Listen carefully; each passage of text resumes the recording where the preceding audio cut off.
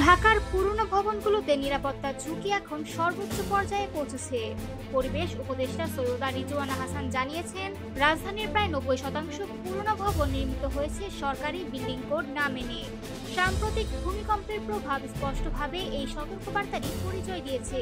বিশেষ করে ঢাকা ও পুরান ঢাকা সর্বোচ্চ ঝুঁকিতে রয়েছে।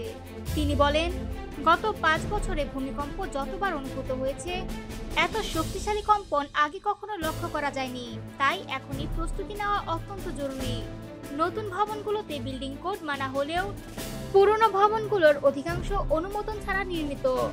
রাজুকের পরিসংখ্যানে দেখা গেছে, প্রায় 90% ভবনে ব্যত্যয় রয়েছে। এগুলোর জন্য প্রকৌশলগত সমাধান আনা এবং ঝুঁকি কমানোর কার্যকর ব্যবস্থা নেওয়া জরুরি।